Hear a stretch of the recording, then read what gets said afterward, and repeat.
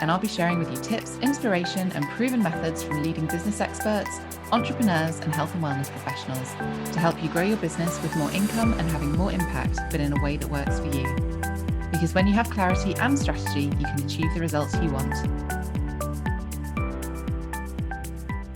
Hello and welcome to today's episode of the Healthy Business Podcast. I am joined by the wonderful Sarah Berthon, and we are going to be talking about running a business with a chronic illness, which is one of those topics that I think lots of people are aware of, but actually having that conversation and opening that up is really important. So I'm delighted that we have Sarah joining me today.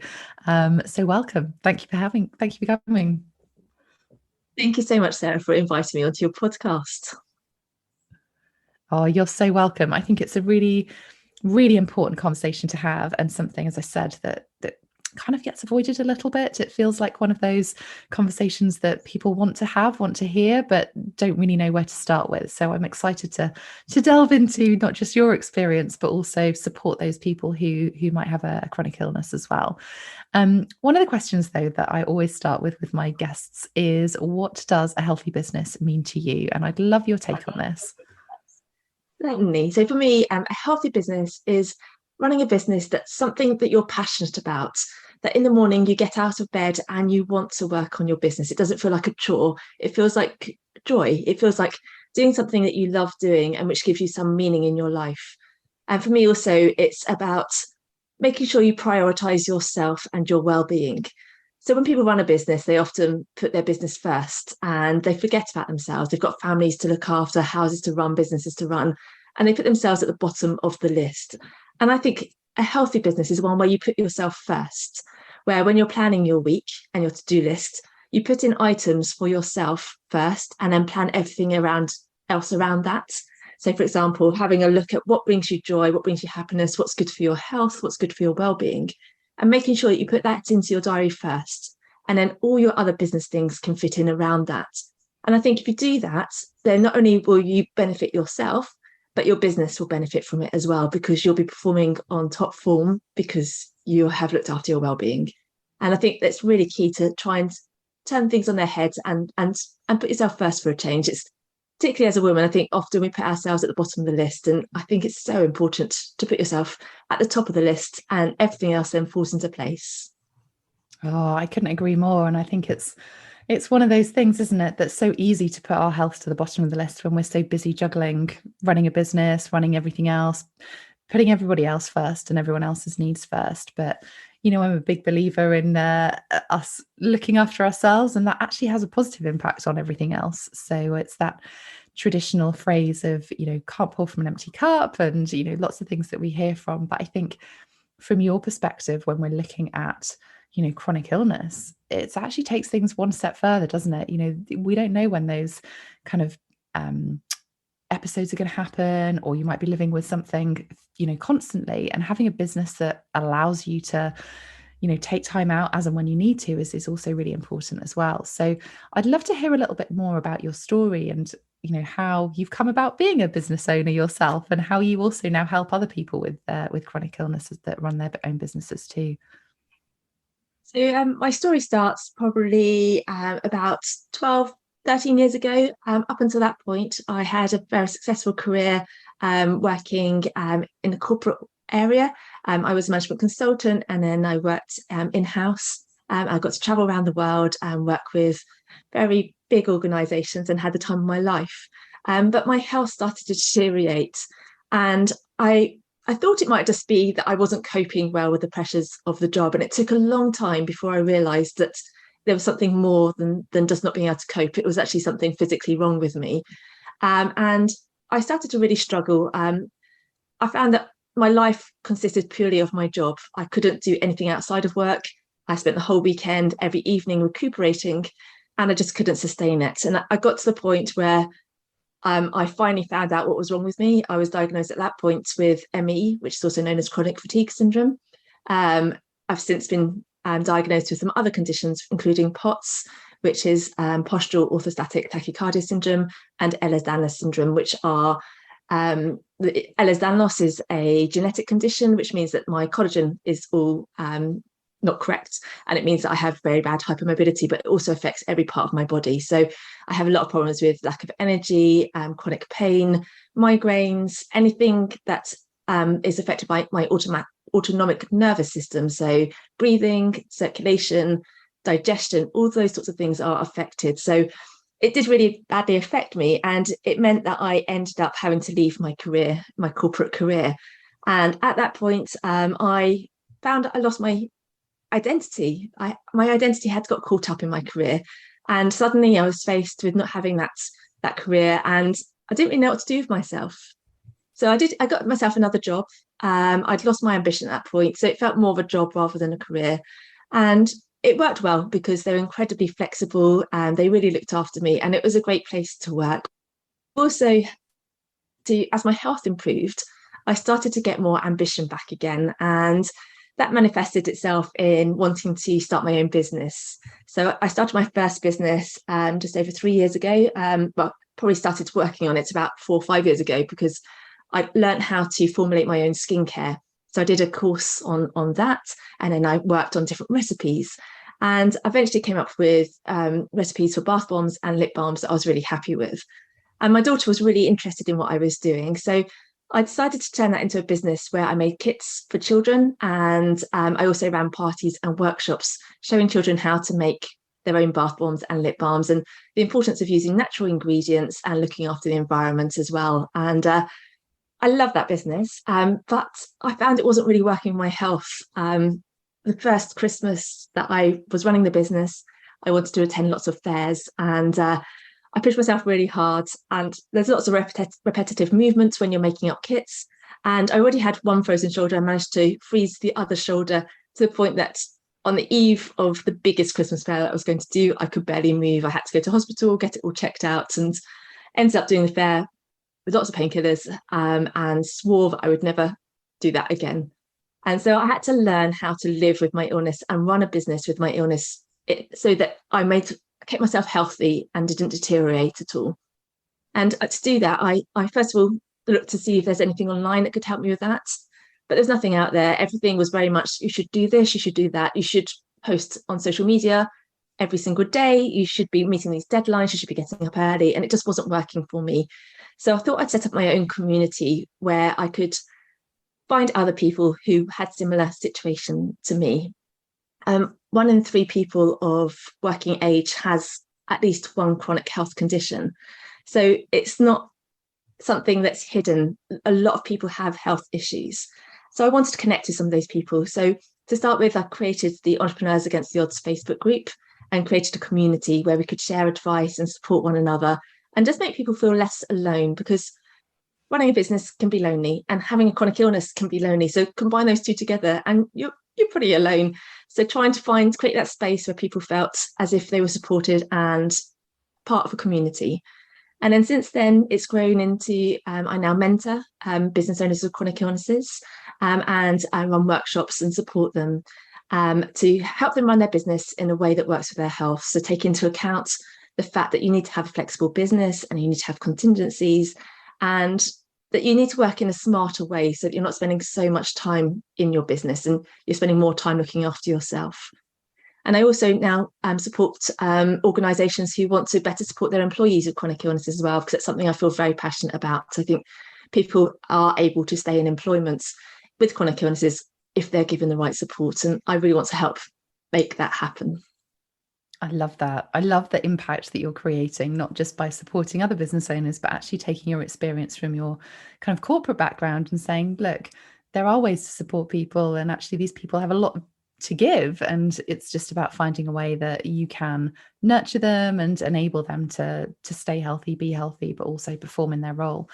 So I love that you've kind of combined all of your passions into what you're doing now. And that's so important. That was one word that came through really strongly is, when you're diagnosed with something or something happens, something triggers whatever it is, that can have an impact on your identity. And that then has an impact on, how we emotionally deal with things, our mental health, our ambition. That was one of the words that you used, as well as our identity. It's like, who am I without all of these things? And you don't want to be known for your condition. You want to be known as you, as Sarah. And I think that's really important. And I love the fact that you took that time to realize what was your passion and kind of look at what you could do. I love that solution focused and that mindset that allows you to kind of move through this rather than okay, I'm stuck, that's it, that defines me. It's rather the kind of twist on that of kind of, okay, this is happening, how do I do things in a way that works for me? What can I do that allows me to feel more fulfilled or still allow me to live life and work? And I had a really similar experience, not necessarily, well, two sides of things, from hitting corporate burnout when I was in that space as well. But also when I had a sporting injury where I was literally stuck on the sofa for so many months. And I think those were two really pivotal moments from a mindset perspective of going, actually, I either let this happen to me and I let this dictate what is going to happen to me, but I don't want to be defined as that. I want to be able to go off and do the things that I enjoy doing, that fulfill me. And I love that you've got that attitude as well. I think it's so important to, that is part of life, isn't it? We want to feel fulfilled. We want to enjoy it, and we want to be able to do things. How do you manage? So you've kind of talked about how you kind of came into running your own businesses and following your passions and realizing that actually you're needing that flexibility and what was working, what wasn't, and being able to support other women doing the same. How do you manage your business now? Like, what sort of boundaries do you have in place, or what's your toolkit look like that allows you to run two businesses, plus you've got a corporate job as well? Like, you are super busy and you've got a family that you juggle, so you are really busy. And I think sharing some of those things will share how possible it is to be able to do all of those things. I think the most important thing for me is to prioritize my work and do very, very careful planning so that I don't waste time. I want to make sure that the work that I'm doing is taking me towards my goals, and I'm not spending time doing tasks that aren't moving me in the forward direction or the direction that I want to be going in. So I'm constantly reviewing my goals and looking at what steps I can do to get me there quicker. And also making sure that I'm working in a way that is smarter rather than harder. So trying to reduce the amount of hours that I'm working. Obviously, I don't have much time to work on my business, so I try to make sure that the amount of time I'm spending my business is incredibly productive and moves me forward as quickly as possible. I think one of the keys for me as well is listening to my body and making sure that I'm aware of what's going on. So I think when you have a chronic illness, you start to get really attuned to how you're feeling. And I think before, if I had niggles, I didn't really pay much attention to them. Whereas now, if I've got a niggle, it's like a warning sign that I need to do something. So if I'm sitting and I start to feel that my hip is sore, then I'll get up and move around. Or if my eyes start to get sore, I think maybe I've been sitting looking at a screen too long, and that's going to put me on a migraine.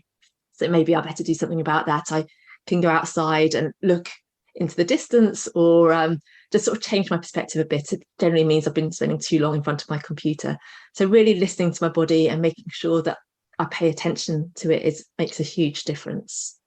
I think having a sense of community also helps. So talking about how I'm feeling. I think sometimes when you have a chronic illness and you aren't moving as fast as you want to, you're seeing other people on social media making bigger jumps than you are, it can get incredibly frustrating. And having that community around you who understand what you're going through can make a big difference. And also making sure that you're not comparing yourself to others is really important as well, because it's so easy to fall into that trap. And yet they're having a different journey to you. And what you're seeing on social media is not necessarily their truth either. It's the truth that they are wanting to show you. So it's really worth sort of paying attention to that and not get carried away with what you feel like you should be doing, but doing what feels right for you instead. There's two things in there that kind of really spring through, and it just reminded me of this phrase of comparison is the thief of joy.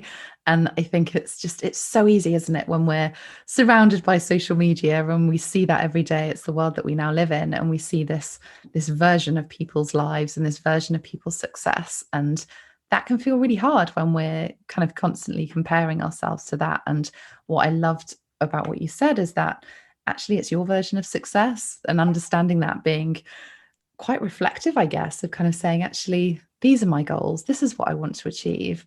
And my version of success is going to be different to everybody else's. And that's okay, especially if you've got a chronic illness, and especially if it's something that is a hidden chronic illness, because to the outside world we don't necessarily know what's going on, do we? And there's no kind of obvious signs or anything. So I think it's being quite open to the fact that your version of success is okay, and actually that should be exciting for you.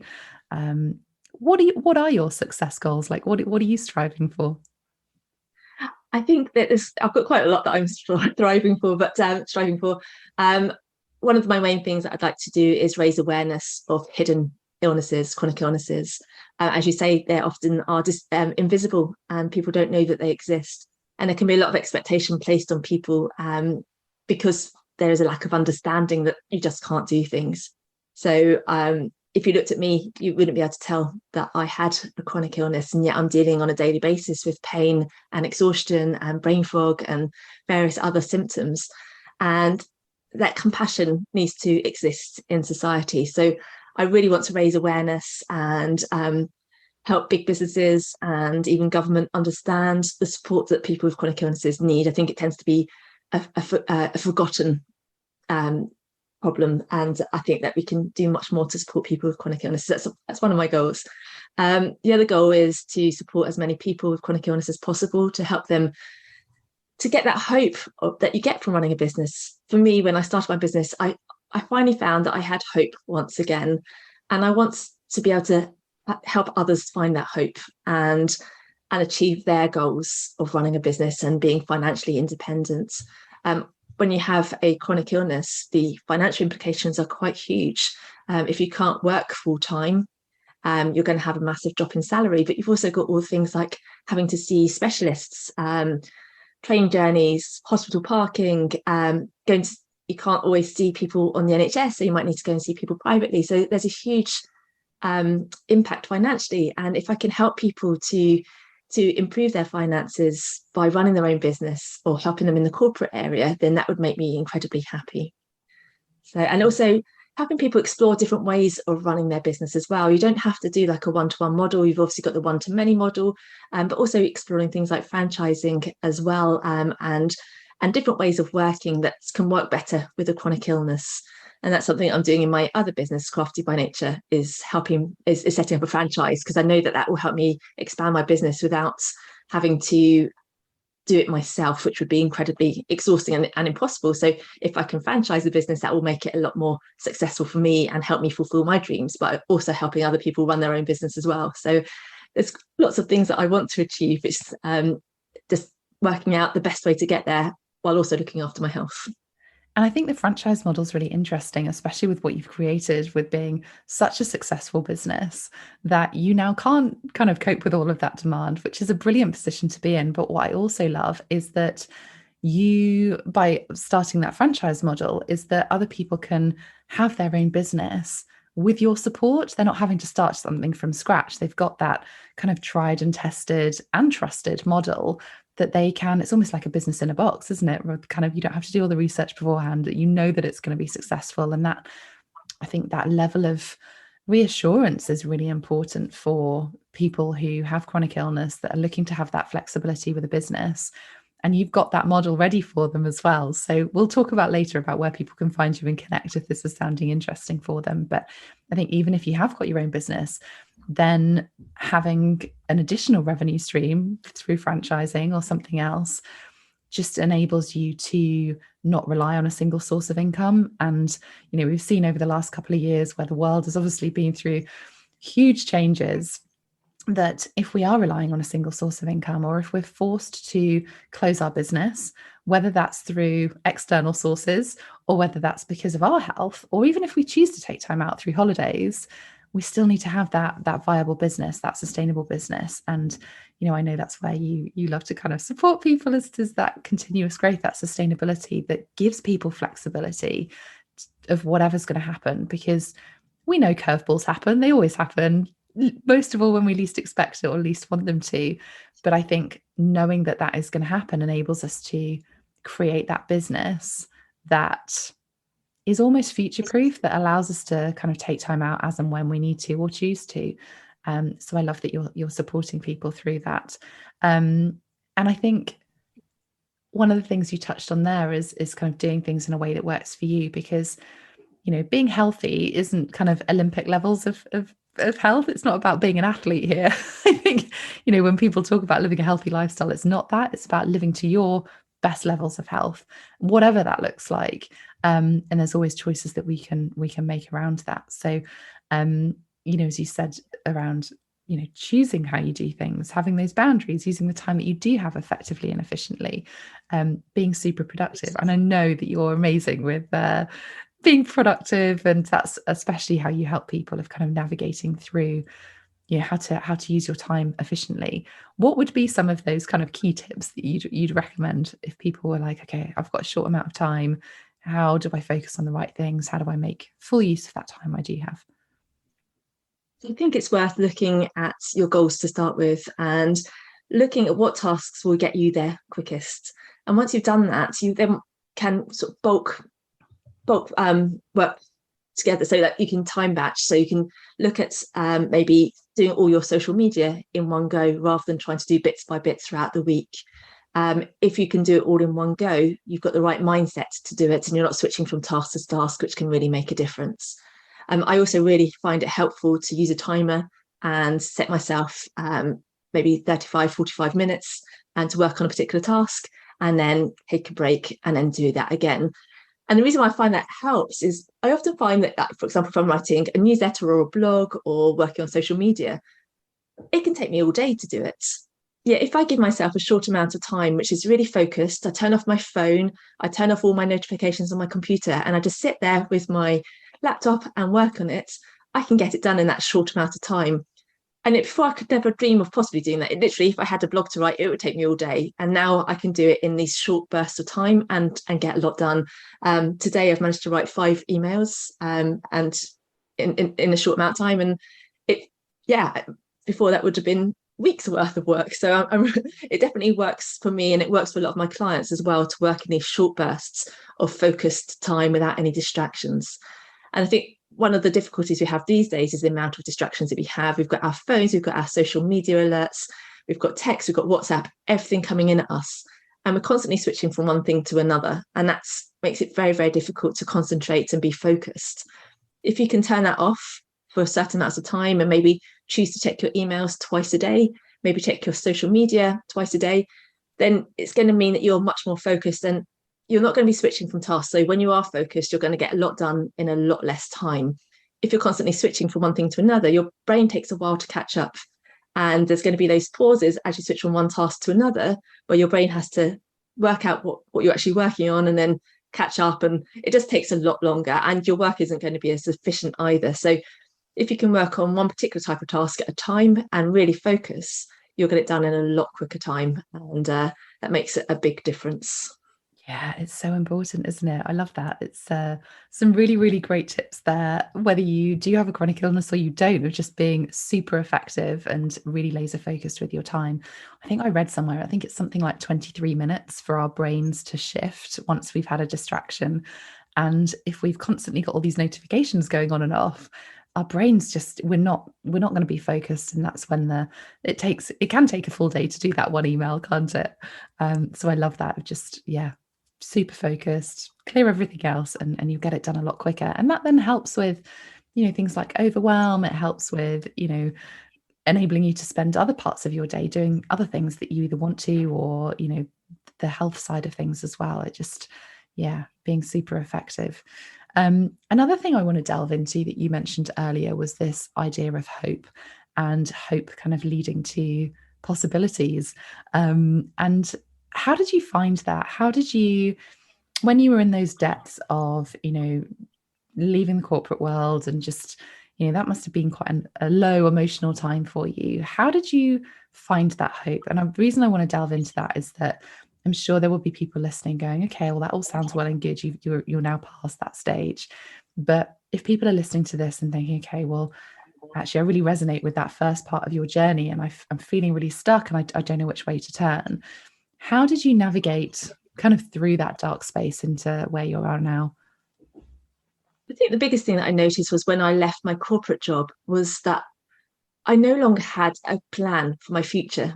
up until that point, everything was planned. I knew what was going to happen in the next few months, what was going to happen in the next year, what's going to happen in the next 5 years. I had a goal that I was working towards, and suddenly that had been taken away, and I had no idea what the future held. And that left some feeling of despair almost, that I just didn't know how I was going to be able to turn my life around again. First of all, I had all the physical issues that I had to deal with, but I also had some to deal with the fact that I just didn't know where my future was going to lie. So the way that I worked with that was to start looking at what I enjoyed in life, and start to find out what interests I had. I did a course in creative writing and just did a few things like that, just to bring back a bit of joy into my life that was not focused on my work at all, but it was focused in me trying to get back in touch with what I loved doing and what made me happy. And as I was doing that, I found some free courses online, did creative writing, did some drawing, just trying to tap into that sort of creativity. And that's where I found that I had an interest in natural skincare. So it didn't really come as an idea for a business. It came more as an idea of something to do to make myself happy, and also something that I want to do for my daughter as well, because she had started getting interested in creams and lotions, and I was a bit nervous about what were in those creams and lotions. So I wanted to explore different ingredients and work out how I could make my own that would be good for her and her health. And that led then into an idea for a business. And I think sometimes that's the best way to do it is really to understand what drives you, what makes you happy. If you had to do something every day for the rest of your life, what would you like to be doing? And then if that can then transform into a business idea, then that is amazing. And I think sometimes we try and look for the business idea rather than what brings us happiness. And that can then backfire somewhat. So yeah, my suggestion would really be to just start exploring what you like doing. So even if it's just what you like doing on a daily basis. So do you like going out in nature? So is nature something that's of interest to you? Do you like running, or do you like spending time with people, talking to people, helping people with their problems? What are those things that bring you joy and happiness and make you feel fulfilled? And also what you're good at as well. So have you got particular talents for listening, or for talking, or for creating? And then just really tapping into that. And I think once you can start to find those moments that bring you that happiness and that you feel that you're achieving something, it can then really help then find direction that you want your life to go into. I love that. It always comes from passion, doesn't it? I think when we're given that opportunity, or we're forced to press pause, going back to what makes us happy and going back to the things we enjoy is always a brilliant place to start. It's so interesting when you were saying that, because when I left my corporate job and I had no plans because I'd just given birth to my son, and the reason that I did my holistic health and massage therapy business or training was not to set it up as a business, was just because I needed something that was outside of being mum, and just going through postnatal depression and giving everything to him and making sure that he was okay, living the other side of the world to friends and family. I was like, I need something for me. And I think understanding what that is and being open to that as well. I had no plans at all to kind of do that as a training.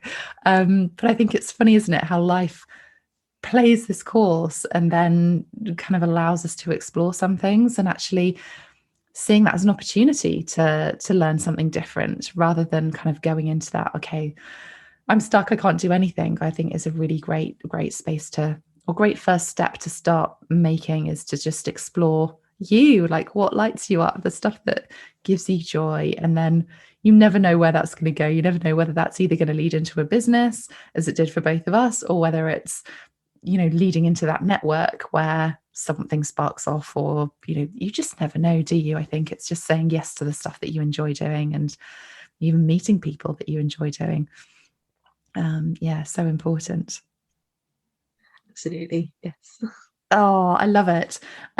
Another thing that I think with kind of leading in from that hope to possibility, I think when you're running your own business and when you have a kind of a chronic illness, there is that possibility. Like, I think it's such an unspoken thing of kind of this idea of opportunity, because we see it as a negative thing. And of course it impacts your life. And of course it, affects you in ways that you probably would never have expected to.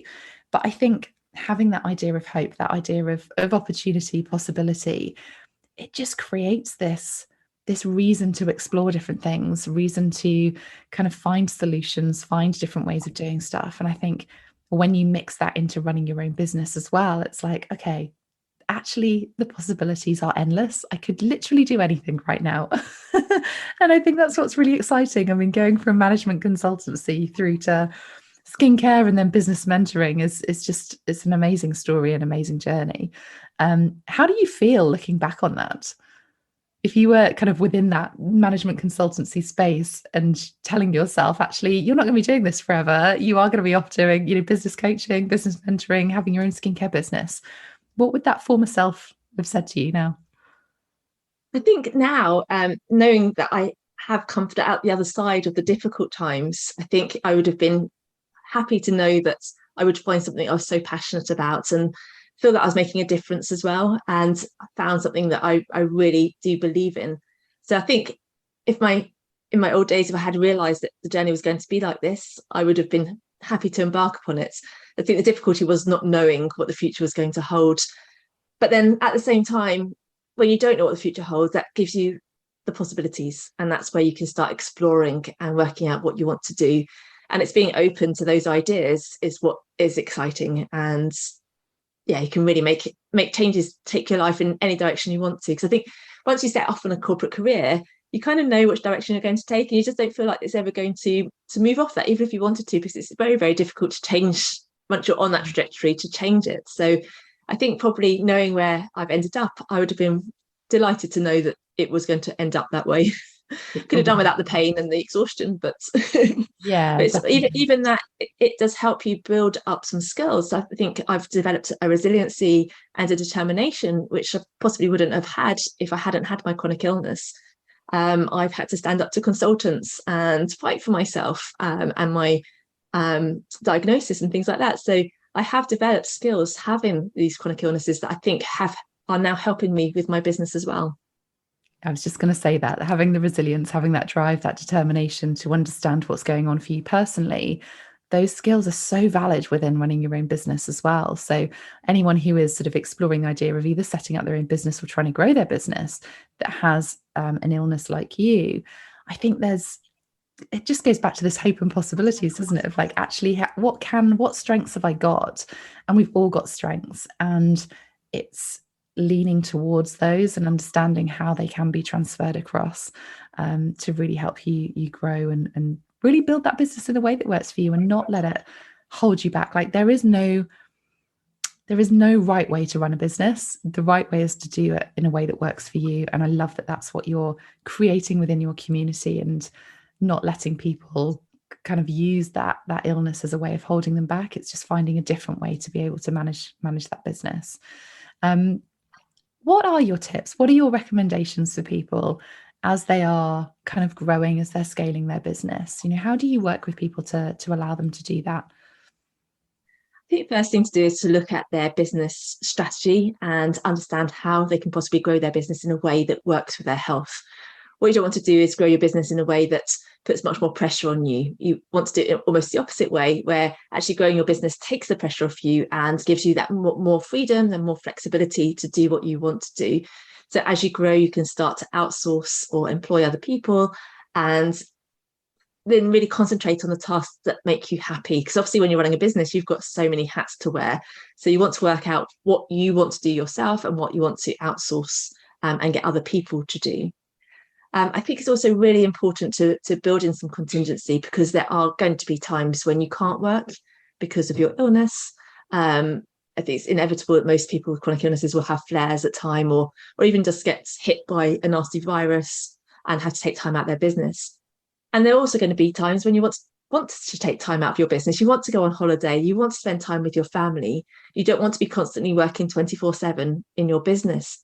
So working out ways that you can take that time off and be flexible can really make a big difference as well. And I think building that flexibility into your day-by-day plans as well can really help, because there might be times when you wake up in the morning and you are exhausted and you can't get yourself going. So maybe that's not the best time to be working on a business. Maybe that's a time when you should be taking care of yourself. And then in the afternoon, when you've got a bit more energy, that's the time when you can be doing your focused work and get those emails or those blogs written. So it's really understanding how you work, what works best for you and making sure that you apply that. And as I say, building up that contingency, that future proofing, so that you can take that time out when you want to and when you need to as well. So key. Some really, really great tips there. One thing that we haven't really spoken about other than your community is the idea of getting support, and that actually that's not a sign of weakness. It's actually really important. You mentioned around having a business can feel quite isolating, having chronic illness can feel quite isolating, but actually you don't need to do any of this on your own, do you? Like, I think it's one of those misconceptions that when we, if we think about it from a corporate perspective, there's loads of people, there's so many different teams, there's different departments that you can go and speak to. And we're employed to work within our zone of genius. Suddenly, when we run our own business, it's like, oh, okay, I have to do everything. But that's not all of our zone of genius. So I think it's recognizing that as well, of going, it's okay to get support. It's okay to outsource some things that isn't our zone of genius. But also, I think that's really important. And building on that sort of idea of community is you don't have to do this on your own. Like, you really don't have to do this on your own. There are so many other people that get what you're going through. And that's why I love that you've created that community. So tell us a little bit more about that community that you've created. Yes, I've created the Entrepreneurs Against the Odds Facebook group, which is a free community that anyone with a chronic illness can join. And it's just a place where you can ask questions, ask advice, and get support, just understanding that other people understand how you're feeling and know the challenges that you're facing. I think having that peer support can really make a big difference. I also have a podcast where I interview people from the group about their challenges of running a business with chronic illness. So again, you can hear about other people's success stories, what challenges they faced and how they've overcome those. And I think having that sort of those stories can be inspiring and can also help you to learn how to make it work for you.